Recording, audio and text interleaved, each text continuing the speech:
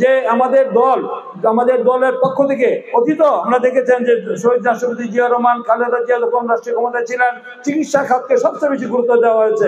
এবার আমরা দেখেছেন 31 দফা রাষ্ট্র সংস্কার মেরামতের যে রূপরেখা দিয়েছেন আমাদের দলের একটি চেয়ারম্যান তারেক রহমান, তিনি কিন্তু সবচেয়ে গুরুত্ব দিয়েছেন আমাদের 5টি মৌলিক অধিকার আমাদের সবচেয়ে 1 নম্বরে রেখেছেন আমাদের চিকিৎসা সেবা, তারপরে রেখেছেন শিক্ষা, তারপরে রেখেছেন কৃষি।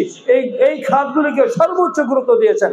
তাই আমি মনে করি যে আমাদের বাংলাদেশে একজন নাগরিক যেন বিনা চিকিৎসায় মৃত্যুবরণ না করে, তার জন্য আমাদের দল থেকে সব ধরনের ব্যবস্থা হবে। আগামী দিনে যদি আমাদের দল ধানের প্রার্থী যে আগামী ফেব্রুয়ারি মাসে যে নির্বাচন হতে যাচ্ছে, ত্রয়োদশ জাতীয় সংসদ নির্বাচন, সেই নির্বাচনে যদি এই দেশের জনগণ আমাদের ধানের প্রার্থীকে ভোট দিয়ে বিজয়ী করা হয়, যদি আমরা সরকার গঠন করতে পারি, যদি আমরা জনগণের প্রতিনিধি হিসেবে দেশ পরিচালনার দায়িত্ব পাই, আমাদের নেতা বলেছেন, তাহলে এই শিক্ষা খাতকে আমরা ঢেলে সাজাবো, আমাদের যে চিকিৎসা খাতকে ঢেলে সাজাবো, কৃষি খাতকে ঢেলে সাজাবো, মানুষের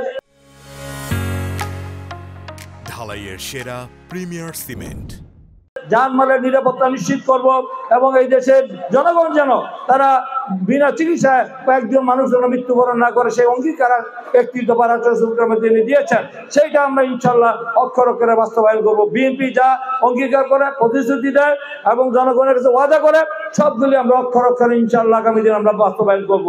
আমাদের বোধ আস্থা রাখতে পারেন যে ফ্যাসিবাদ বিরোধী আন্দোলনে যে আমরা দীর্ঘ 16 বছর এই দেশের মানুষ তারা বঞ্চিত হয়েছে, এই দেশের অন্যায় অত্যাচার, নিপীড়ন, নির্যাতন, গুম, খুন, মামলা, হামলা, নির্যাতন হয়েছে এবং আমাদের দেশের সমস্ত সম্পদ 30 লক্ষ কোটি টাকা বিদেশে তারা পাচার করেছে শেখ হাসিনা।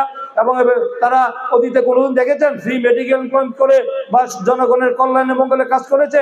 রাজনীতির মূল উদ্দেশ্য হলো জনসেবা করা, জনগণের কল্যাণে মঙ্গলে, জনগণের বিপদ আপদে তাদের পাশে থেকে কাজ করা। জনগণই এই রাষ্ট্রের মালিক, জনগণই সকল রাজনৈতিক ক্ষমতার উৎস। তাই জনগণকে বাদ দিয়ে অন্য কোনো চিন্তা যারা করেছে তারা কিন্তু জনগণ থেকে বিচ্ছিন্ন হয়েছে। তাই আমরা রাজনীতি করি জনগণের কল্যাণে। আমাদের ব্যক্তিগত বিত্ত, বৈভব, অর্থ লুটপাট করার জন্য রাজনীতি নয়। রাজনীতির অর্থই হলো যে জনগণের কল্যাণে মঙ্গলের কাজ করা। তাই আগামী দিনে আমরা আপনাদের মঙ্গলের কল্যাণে, আপনাদের সেবার জন্য যা যা করার দরকার আমরা তাই করবো ইনশাল্লাহ। আমাদের আস্থা রাখতে পারেন।